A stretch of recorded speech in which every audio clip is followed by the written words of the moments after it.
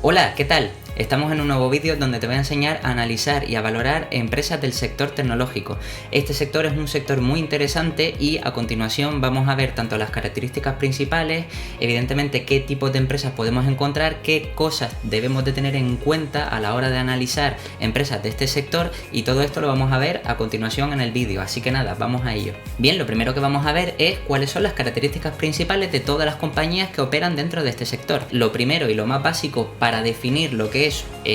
digamos que una compañía tecnológica es evidentemente que es un sector disruptivo con empresas innovadoras. Es decir, normalmente las empresas a las que llamamos tecnológicas o que están dentro del sector tecnológico normalmente se centran en innovar, de sacar constantemente novedades o nuevos productos, nuevos servicios, porque constantemente tienen que estar en evolución para poder seguir creciendo. Evidentemente, también en el segundo punto, como puedes ver aquí, eso conlleva el hecho de tener que innovar, que necesiten una inversión constante para su desarrollo y crecimiento. Es decir, no es lo mismo aquellas empresas dentro de este sector que se quedan,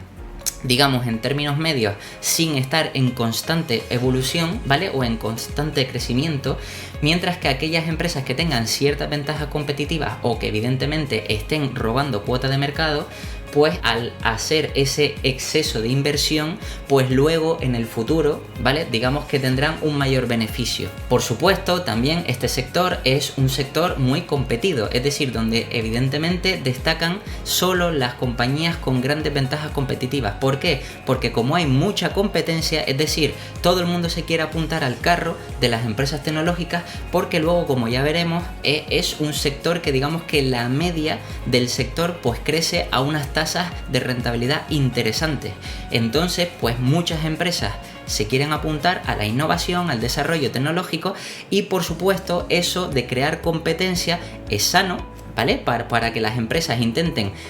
ofertar productos o servicios de mejor calidad, pero eso también al mismo tiempo lo que hace es que solo terminen destacando o llegando lejos, por decirlo así, aquellas empresas que tienen grandes ventajas competitivas. Entonces es otra de las características que debemos tener en cuenta, a diferencia de otros sectores donde pueden existir más monopolios o duopolios. En este sector digamos que tendremos más competencia o encontraremos más competencia. Por supuesto, como son empresas que están ligadas a la innovación y desarrollo, están poco ligadas o nada ligadas con los ciclos macroeconómicos, es decir, que digamos que tanto las ventas como los beneficios que tienen las empresas tecnológicas en general, ¿vale? No suelen estar ligadas con, digamos que los ciclos económicos, ya sean las subidas o bajadas a nivel macro. Hay algunas compañías o algunos subsectores que ahora veremos a continuación que sí están más ligados a los ciclos económicos, pero por lo general, normalmente cuando estamos en situaciones complicadas, ya sea de crisis o como hemos tenido recientemente de la pandemia y todo esto, pues podemos ver que este tipo de empresas son a veces, no siempre, pero a veces, una buena opción como acciones refugio, ya que evidentemente los resultados presentados trimestralmente por estas empresas son normalmente positivos, ¿sabes? De siempre de crecimiento. Es verdad que hay algunas que suelen bajar tanto las ventas como los beneficios, pero por lo general siempre siguen creciendo si, como ya digo, pues evidentemente son compañías que tienen buenas ventajas competitivas. También una de las características más importantes dentro del sector tecnológico es que a su vez incluye muchos subsectores, es decir, que realmente hay empresas muy diferenciadas entre sí que están asignadas a diferentes nichos y que evidentemente estas empresas, ya que son tan diferentes entre sí, se tienen que analizar o valorar de maneras independientes, o hay que tener ciertas cosas diferentes a tener en cuenta. Como hay muchísimos subsectores, como puedes ver aquí, que te pongo empresas IT, de hardware, de software, tanto vertical como horizontal, consultorías digitales, servicios cloud, transformación digital, publicidad online, servicios en streaming, semiconductores, equipamientos electrónicos, equipos de comunicación, telecomunicaciones, enrutamiento, gaming, microchips, transacciones digitales y un largo etcétera. Es decir, como ves, hay muchísimos subsectores y evidentemente esto para un vídeo en concreto se me hace muy difícil explicarlo, porque el vídeo se me alargaría hasta las 3, 4 o 5 horas fácilmente. Entonces lo que tengo pensado también, para que ya lo sepas de antemano, voy a hacer otros vídeos hablando de subsectores en concreto y cómo analizar cada uno de estos subsectores, o qué matices hay que tener en cuenta en cada uno, cómo se valora cada uno, o qué partidas debemos de mirar mejor que otras, o cómo debemos aplicar unos múltiplos en lugar de otros, o qué cosas o qué características principales tiene un sector a diferencia de otros, porque ya te digo, hay algunos que necesitan de más financiación, como veremos, hay otros que necesitan, evidentemente tienen ventajas competitivas y pueden financiarse a través de los clientes, hay otras que evidentemente tienen poca o nula inversión prácticamente, que son modelos asset light, es decir, nos podríamos volver locos aquí explicando cada una. Entonces digamos que en este vídeo te voy a explicar en términos generales pues lo que viene siendo las características generales del sector tecnológico, ¿vale? Pero bueno, que sepas lo positivo si te quieres informar o quieres aprender o expandir los conocimientos dentro del sector tecnológico, que sepas que es un sector que es muy amplio, con muchísimos subsectores. Eso te da para informarte y mucho, y tener una gran variedad de compañías en las que poder invertir, por decirlo así. Otra característica, como es obvio, es que es un sector que está en constante cambio y evolución, es decir, digamos que como todas las empresas se centran en querer evolucionar, querer mejorar para estar o ser de los primeros o de las mejores compañías dentro de cada subsector, pues también una de las cosas que debemos de tener en cuenta, ¿vale?, es nuestro círculo de competencia, ya que normalmente hay empresas que salen, que innovan, y normalmente esa innovación o ese nuevo crecimiento o ese desarrollo a lo mejor no lo entendemos del todo. Entonces es importante también centrarnos en aquellas compañías que estén dentro de nuestro círculo de competencia, es decir, que podamos entender el modelo de negocio de una forma sencilla. Pero bueno, su característica principal es eso, que requieren de una constante evolución o cambio o desarrollo, y debemos de tenerlo en cuenta a la hora de analizarla o valorarla. Por supuesto, el sector tecnológico, como no podía ser de otra manera, evidentemente como está en constante evolución y crecimiento, y en bolsa se miden las expectativas futuras, o los precios o múltiplos que se pagan son por esas expectativas futuras, pues por supuesto, digamos que el sector, digamos que tiene las mayores expectativas de crecimiento, y por eso el mercado normalmente, digamos que luego le asigna mayores múltiplos, que lo veremos después, pero normalmente esas expectativas de crecimiento suelen estar en torno al 10-15%, ¿vale?, para los próximos 15 años. Si buscas diferentes estudios de crecimiento de subsectores como el IT, el cloud, el data center o lo que quieras, verás que más o menos de media son subsectores que están dentro del tecnológico que se espera de crecimiento medio, es decir, habrá empresas mejores y habrá empresas peores, pero de crecimiento medio, que crecen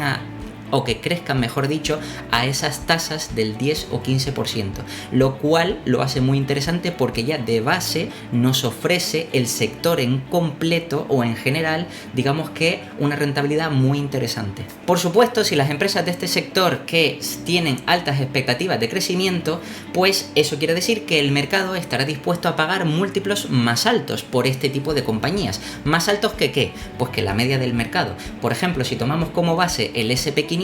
que más o menos en la media histórica suele estar cotizando en torno a las 15-16 veces, aunque ahora está un poquito por encima, pero bueno, de media vamos a tomar esas 15-16 veces. Digamos que en este sector, como encontramos compañías de más calidad, es decir, que te ofrecen una rentabilidad a futuro de entre el 10-15% o incluso más, pues eso quiere decir que el mercado estará dispuesto a pagar mayores múltiplos, es decir, más de esas 15 o 16 veces que cotiza el S&P 500. Por eso hay compañías que dentro de este sector las podemos encontrar a 20, 25, 30, 35 o incluso 40, o bueno, como hemos visto recientemente hasta hace poco, ya locuras extremas del mercado, pues 80, 90 o 100 veces. Pero bueno, no, lo normal es que las encontremos compañías dentro de este sector que coticen siempre por encima de esas 15-16 veces. Otra característica interesante dentro del del sector tecnológico es que podemos encontrar subsectores que tienen modelos asset light, es decir, que necesitan poco capital para seguir operando, o mejor dicho, que no necesitan reinvertir mucho para seguir mejorando o seguir creciendo, lo que a su vez esto repercute en tener unos ROICs más altos. Recuerda, ROICs como retorno sobre el capital invertido. La media del mercado de los ROICs suele ser más o menos sobre el 13%, es decir, que la rentabilidad sobre el capital invertido suele estar de media en torno al 13%, mientras que en muchos subsectores, sobre todo dentro del sector tecnológico, podemos encontrar ROICs más altos que esta media, lo que quiere decir que entonces estamos ante compañías con mayores ventajas competitivas y al mismo tiempo mayores retornos potenciales a largo plazo, lo cual lo hace un sector muy interesante en el que invertir. Otra característica que podemos encontrar en empresas del sector tecnológico es que las ventas son recurrentes. ¿Por qué? Porque normalmente este tipo de negocios intentan afianzar a sus clientes, ya sea porque tienen modelos tipo suscripción, ¿vale? Como podemos ver, por ejemplo, en Microsoft, cuando, por ejemplo, pagamos el Office, o, por ejemplo, tipo Netflix también, que evidentemente es modelos de suscripción. También, evidentemente, porque hay empresas o subsectores que evidentemente tienen un modelo de generar o crear contratos por varios años, lo que quiere decir que garantiza por esos años tener al cliente de manera continua y fija, ingresando esa parte de ventas de una manera fija, y también como otra parte, entre otras cosas, pues ventajas competitivas como el coste de cambio. Es decir, si pensamos en una empresa, por ejemplo, de salud privada que subcontrata a una empresa de software que le diseña un software, por ejemplo, para tener todos los datos de clientes, todos los datos sanitarios de sus clientes, pues digamos que evidentemente esa empresa de salud no puede prescindir de ese software, o le cuesta más cambiar a otra, porque al cambiar a otra perdería todos los datos que tienes acumulados de los clientes, y ese cambio sería más difícil. Entonces, digamos que esta característica principal que podemos encontrar en muchas empresas dentro del sector tecnológico, las hacen tener altas ventajas competitivas o ser muy interesantes a la hora de invertir, y es una característica muy interesante dentro de este sector. Y por supuesto, una de las características más curiosas e interesantes es que podemos encontrar modelos de negocio que tengan working capital negativo, es decir, que gracias a eso tengan una financiación barata o incluso gratuita y tengan altos flujos de efectivo, es decir, movimiento de efectivo, que al final a nosotros como accionistas lo que nos interesa es que los flujos de caja sean, aparte de positivos, que sean muy activos, que vaya entrando y saliendo capital, y evidentemente nosotros ver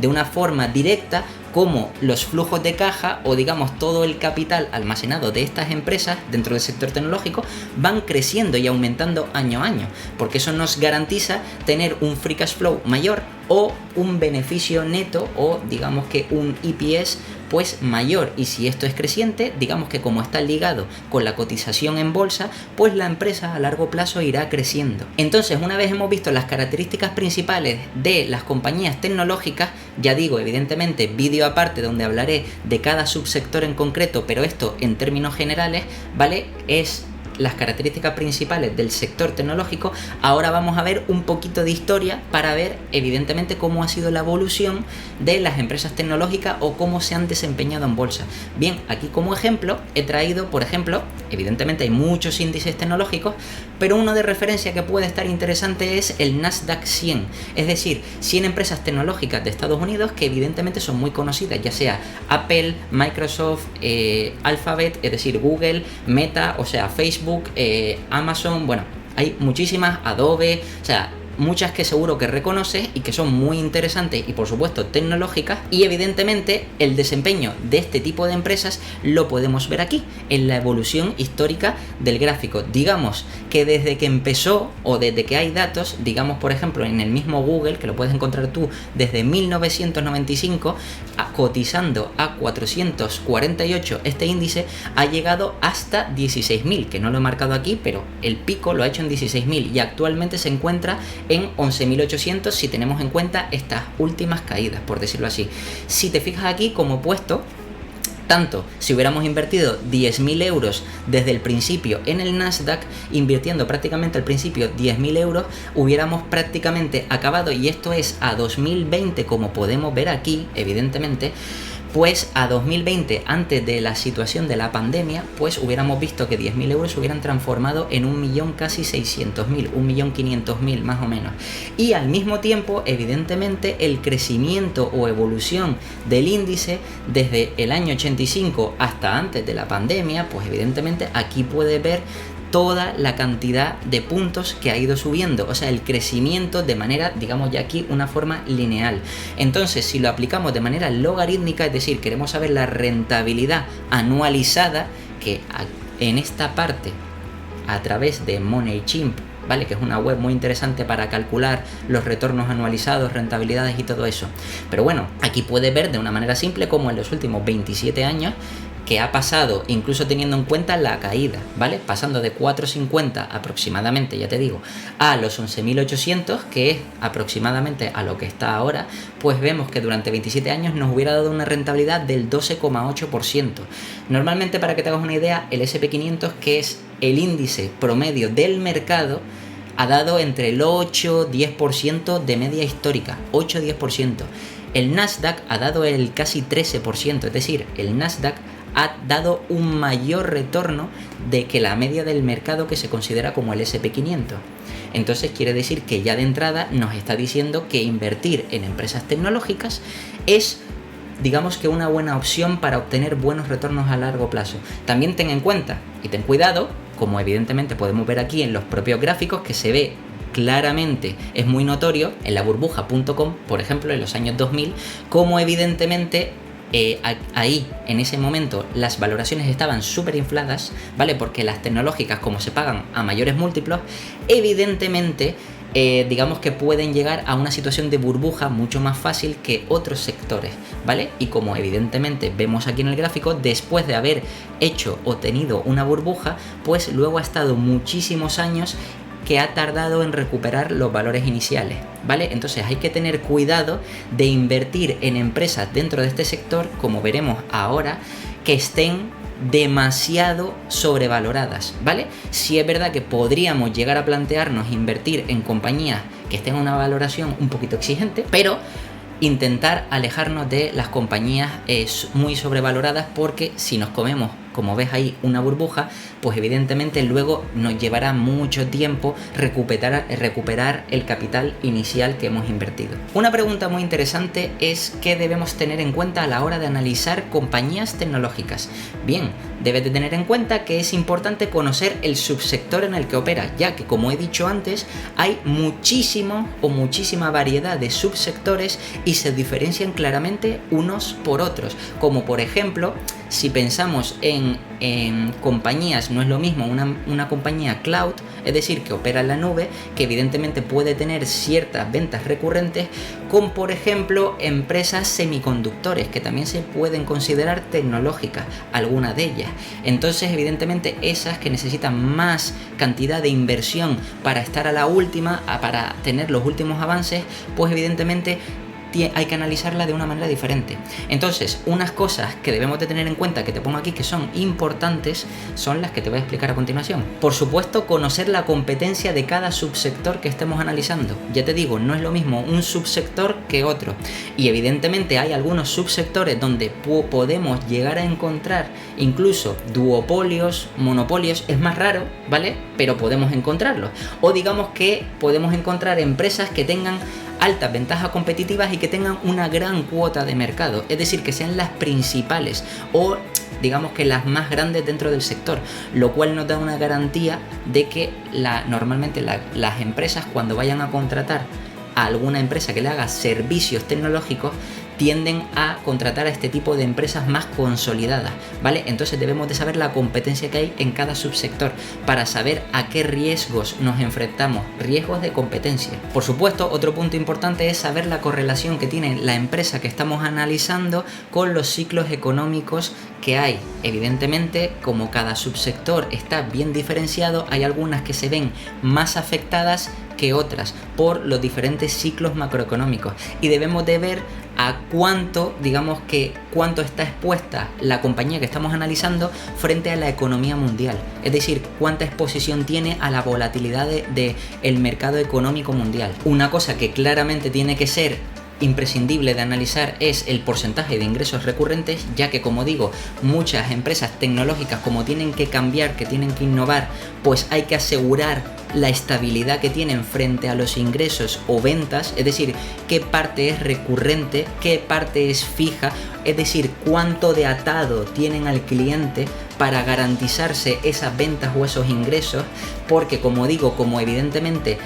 constantemente estamos en un sector donde hay mucha competencia, es muy fácil que muchos clientes cambien de compañía porque de repente la otra compañía que ofrece mejor servicio, mejor producto o un producto más innovador, pues evidentemente cambian. Entonces debemos de ver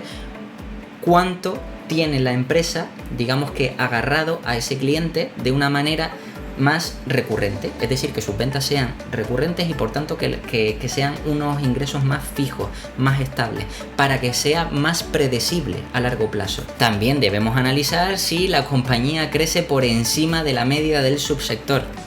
Como digo, normalmente el sector tecnológico crece de media entre el 10-15%, pero luego cada subsector en específico, algunos crecen al 12%, otros crecen al 16%, otros crecen al 8%, y lo interesante es analizar la compañía en cuestión que estamos analizando y ver si está por encima de esa media o por debajo de esa media. Lógicamente, si está por encima de la media, está robando cuota de mercado a otros competidores, porque quiere decir que está por encima de la media de ese subsector y quiere decir que está trayendo nuevos clientes, nuevos ingresos, nuevas ventas, nuevos beneficios y por tanto mayor crecimiento, mayores expectativas a futuro, ¿vale? Y debemos de tenerlo en cuenta. Una cosa de la que no te puedes olvidar es evidentemente del porcentaje que destina la compañía a investigación y desarrollo sobre las ventas. ¿Por qué? Porque, como digo, estamos ante empresas que necesitan estar innovando, desarrollándose para crecer y todo esto, y si por ejemplo estamos ante la mejor empresa dentro de un sector o subsector que es indiscutiblemente la mejor, pero se acomoda y deja de innovar, es decir, deja de destinar capital para esa parte de I+D, por supuesto, a lo mejor ahora puede ser la empresa líder, pero en el futuro puede tener problemas porque puede haber otra empresa que, aunque esté peor actualmente, al estar innovando constantemente, puede que en el futuro los clientes roten hacia esa compañía porque luego pase a tener digamos que los mejores productos o servicios. Un ejemplo que me viene a la cabeza, por ejemplo, fue hace pocos años que siempre digamos que Intel ha estado por encima de AMD, pero AMD, invirtiendo mucho más en investigación y desarrollo, hubo una temporada en la que empezó a sacar mejores microchips de los que sacaba Intel, y eso evidentemente hizo que muchos de sus clientes rotaran a dispositivos AMD, ¿vale? Y por supuesto eso repercutió en las ventas, unas mejores ventas, y por supuesto Intel ha estado digamos que un poquito en declive en estos últimos años, aunque parece que se están poniendo las pilas. Entonces, bueno, te lo pongo como ejemplo, ya sabes, no es una recomendación de compra, pero bueno, es una cosa para que tengas en cuenta. Otra cosa a analizar que es muy importante, por supuesto, es cuáles son las ventajas competitivas de cada empresa dentro de cada subsector. Por ejemplo, debemos de mirar si tienen o no patentes, si tienen ventajas competitivas tipo escala, como dije antes, switching cost, las marcas, qué marcas tiene, si son reconocidas, si no. Bueno, por ejemplo, Apple, los iPhone, ¿me entiendes? Que la marca Apple, pues evidentemente hace que los clientes se queden atados a esa marca y tiene, pues como decía, que esto está ligado a, digamos que la recurrencia de los ingresos. Gran parte de la gente, por reconocer la marca, termina comprando el mismo dispositivo por seguir teniendo un Apple, es decir, por seguir teniendo esa marca que, aunque te pueda gustar más o menos, que ya te digo, opiniones aparte, esto ya cada uno es libre de pensar lo que quiera, pero evidentemente digamos que la marca genera o trata de generar digamos que esa parte premium. Entonces muchos de los clientes terminan volviendo a comprar sus dispositivos, sus productos, sus servicios y todo esto que son ventajas competitivas, ya sea por marca, por escala, por patentes, por switching costs, por muchísimas cosas, por muchísimos tipos de ventajas competitivas que hay, pues son muy importantes en este tipo de empresas dentro de este sector. Por supuesto, una cosa interesantísima es analizar los niveles de endeudamiento. Estamos ante empresas que pueden ser el futuro, que necesitan innovar, que necesitan desarrollar, y para todo eso necesitan inversión, necesitan capital, y por tanto muchas empresas que no disponen de ese capital necesitan pedir crédito, necesitan pedir financiación, endeudarse, y evidentemente aquellas compañías que se pasen de rosca y terminen endeudándose más de lo que lleguen a soportar, puede ser un verdadero peligro para nosotros como inversores el invertir en ese tipo de empresas. Entonces, cuidado, es verdad que queremos empresas que crezcan, pero que crezcan de manera sostenible, no evidentemente endeudándose hasta las trancas y que luego no puedan terminar pagando esas deudas y por tanto puedan ir a la bancarrota. Mucho cuidado con esto. Por supuesto, como dije antes, también los niveles de ROICs. Ya he dicho que en este sector podemos encontrar muchas compañías que tienen ROICs más altos que la media, pero como ya digo, cada subsector tiene ROICs diferentes y evidentemente dentro de cada subsector hay medias de ROICs que se pueden evidentemente consultar en el propio Google, buscando por rentabilidad o retorno de cada subsector y ves la evolución de cada año o de los últimos años de cada subsector. Y evidentemente nosotros tenemos que intentar tratar de buscar aquellas compañías que sus medias de rentabilidades o retorno sobre el capital invertido estén por encima de la media de subsector, como ya he dicho antes. No te debes de olvidar, por supuesto, de la evolución de los márgenes. Es normal que las compañías de casi todos los sectores tecnológicos, cuando empiezan y son pequeñas, es decir, son small caps, normalmente suelen tener márgenes más bajos. ¿Por qué? Porque evidentemente tienen menos escala, tienen menos clientes, tienen, digamos que, menos poder de negociación, o sea, una serie de cosas que en general hacen que sus márgenes sean más cortos. Ya te digo, porque hay que pagar impuestos, hay que pagar gastos, hay que pagar un montón de historias, empleados, evidentemente si no te conoce nadie, pues marketing, darte a conocer, publicidad, o sea, ya te digo, un montón de subsectores donde hay un montón de cosas diferentes o casos diferentes que estudiaremos en cada vídeo, pero en este caso lo importante es ver la evolución de los márgenes que sea creciente, no decreciente. Se supone que la empresa a mayor tamaño deberían los márgenes de ir aumentando. Normalmente en otros sectores, cuando es demasiado grande o muy grande, ya los márgenes incluso se empiezan a reducir o mantener, que las podemos considerar maduras. Pero normalmente nosotros tenemos que tratar de buscar aquellas empresas que no paran de innovar y que evidentemente esa innovación afecta directamente a los márgenes. Evidentemente hay una cosa o un concepto muy interesante que se llama apalancamiento operativo, que básicamente es cuando una compañía es capaz de mantener los costes pero seguir aumentando los ingresos, y evidentemente esa gran diferencia, ¿vale?, por optimización de costes o ya sea por aumento de ingresos, esa diferencia o aumento de márgenes hace que evidentemente la compañía esté ganando cada vez más, ¿vale? Porque porcentualmente ya ganando el mismo porcentaje pero teniendo más tamaño ganaría más, pero si encima el porcentaje de márgenes aumenta, gana todavía más. Entonces es interesante también buscar empresas que tengan esa capacidad de apalancamiento operativo. Por supuesto, si hablamos de ingresos recurrentes, tenemos que hablar de la retención de clientes. No es lo mismo tener una empresa que dice, bueno, tengo un contrato a 3 años, que evidentemente tienes a ese cliente retenido, o digamos que son unos ingresos recurrentes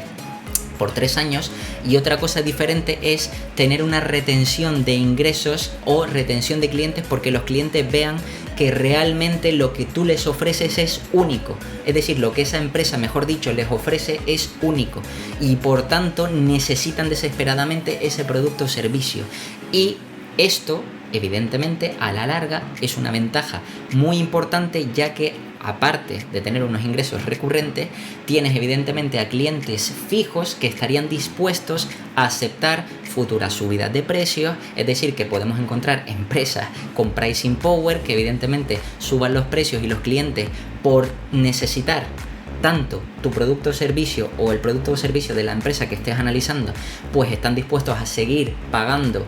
esa subida de precios, o un largo etcétera de opciones que evidentemente se te ves beneficiado como empresa cuando tienes la capacidad de retener a tus clientes. Y como último punto para analizar en empresas o compañías tecnológicas, es importante saber si tu empresa en cuestión crece. ¿De qué manera? Por adquisiciones, por reinversión, es decir, por depreciación y amortización, o por CAPEX, ya sea de mantenimiento, de expansión. En este caso hablaríamos de expansión, porque esto es muy importante, como verás ahora, porque dependiendo de cómo crezca tu compañía, la deberás de analizar de una manera o de otra, porque evidentemente no es lo mismo que te aumente la depreciación o amortización en exceso, lo que quiere decir que entonces no podríamos usar la partida del beneficio neto, ¿vale? Ya que estaría distorsionada, mientras que si evidentemente estamos ante una compañía que destina CAPEX de expansión, es decir, quiere expandirse, está ante un crecimiento exponencial, pues también podría distorsionarse la parte del free cash flow, como veremos ahora. Entonces es importante conocer tanto en el subsector cómo suelen crecer esas compañías, si ya son por adquisiciones, es decir, por compras de otras compañías más pequeñas, o por el contrario, todo lo que generan, todo el capital que generan o todo el free cash flow que generan, lo destinan a reinversión. ¿Para qué? Para el crecimiento del propio negocio. Y esto es muy importante y una cosa que debemos de analizar. Por supuesto, una vez hemos analizado la compañía en cuestión o el sector en cuestión, pues también debemos de saber cómo valorar o qué cosas debemos de tener en cuenta a la hora de valorar compañías tecnológicas,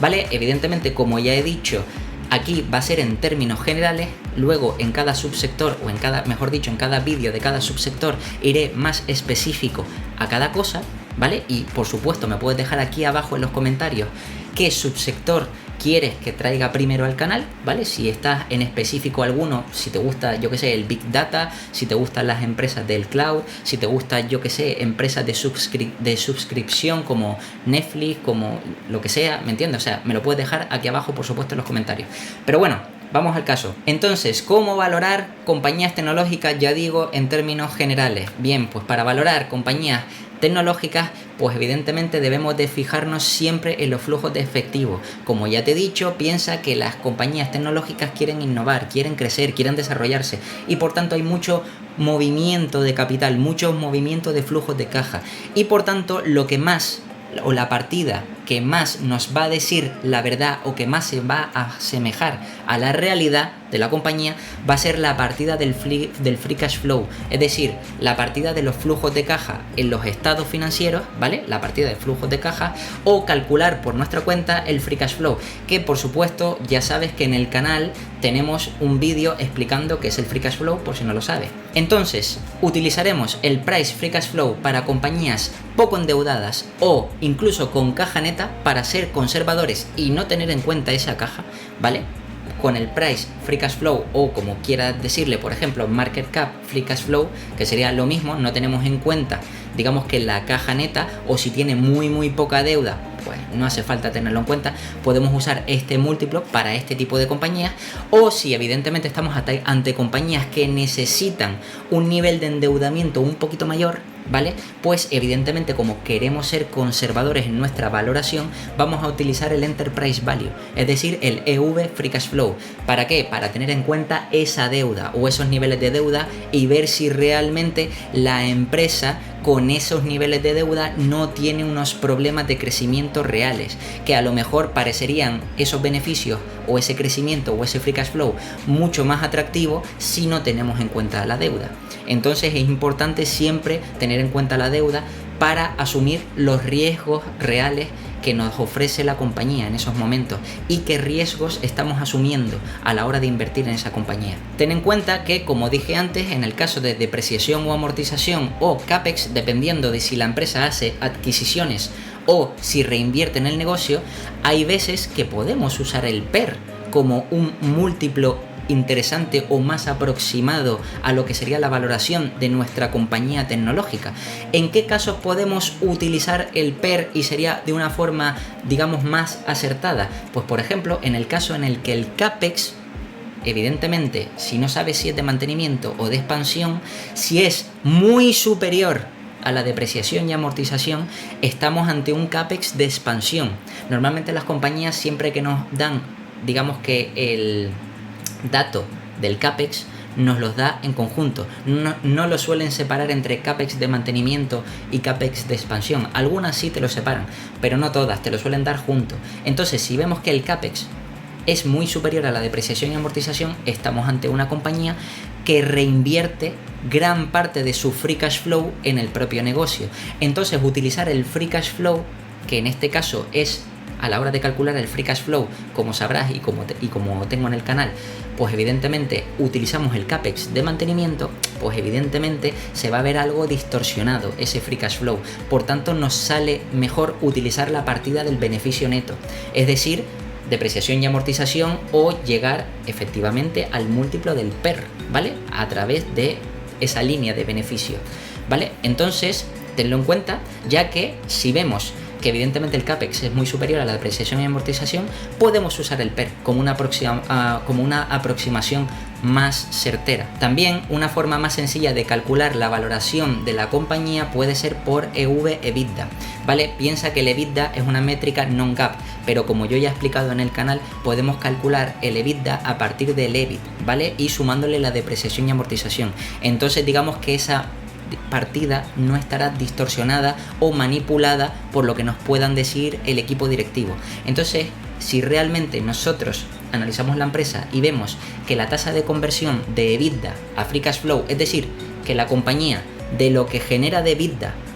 al pasar al final de free cash flow termina siendo una tasa de conversión superior al 70%, aunque hay algunos que te suelen decir que a partir del 60%, bueno, yo te digo 70% porque así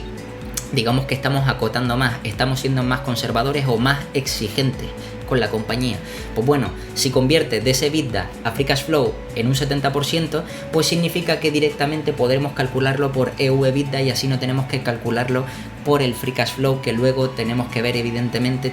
tener en cuenta esos flujos de capital y es un poquito más tedioso. No, evidentemente no es complicado, pero es muchísimo más sencillo el EBITDA porque es simplemente coger dos datos, el EBIT y sumarle la depreciación y amortización y el enterprise value y dividir una cosa entre la otra y sabemos el múltiplo, ¿vale? Entonces, ten en cuenta que puedes usar también esta métrica o este múltiplo de valoración a la hora de valorar una compañía siempre y cuando el EBITDA, la tasa de conversión, sea superior al 70%. También ten en cuenta que a la hora de valorar compañías de este sector, evidentemente, como dije antes, los múltiplos medios van a estar por encima de esas, aquí pongo 13 veces, pero realmente podemos tener el SP500 como 15 veces, ¿vale? También, aunque hay algunos sectores o subsectores donde puede estar un poquito por debajo, pero por lo general podríamos decir que incluso 13, 15 veces o más, ¿vale? Entonces, que no te dé miedo invertir en compañías que a lo mejor estén a 18, a 20, a 25, a 30 veces,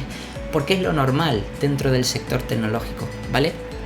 Y si lo tienes en cuenta, evidentemente a largo plazo puedes obtener un buen retorno teniendo evidentemente en cuenta que la media para el sector tecnológico tiene que ser superior a esas 13, 15, 16 veces, ¿vale? Que normalmente se encuentra en unas 20, 25, 30 o incluso 35, 40, ya depende del nicho, el subsector y las ventajas competitivas que tenga. Evita, por supuesto, ya pasarte de rosca e invertir en compañías que ya estén a valoraciones o múltiplos por encima de esas 35 o 40 veces. Es decir, y sobre todo, por ejemplo, ahora en escenarios macroeconómicos donde ahora mismo estamos en un momento de incertidumbre grande, ya sea por la guerra, por la pandemia, que ya pasó, pero bueno, todos los problemas macroeconómicos, toda la subida de tipos que tiene que hacer la Fed y también los bancos centrales, tanto por ejemplo el Banco Central Europeo que no está subiendo los tipos, digamos que toda esta situación de altas inflaciones y todo esto, toda esta incertidumbre,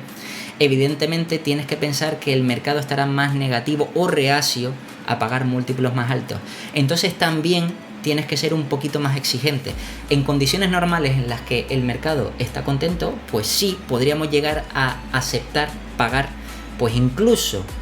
35 o 40 veces, dependiendo de la gran calidad de la empresa, si es una empresa de muchísima calidad. Pero ahora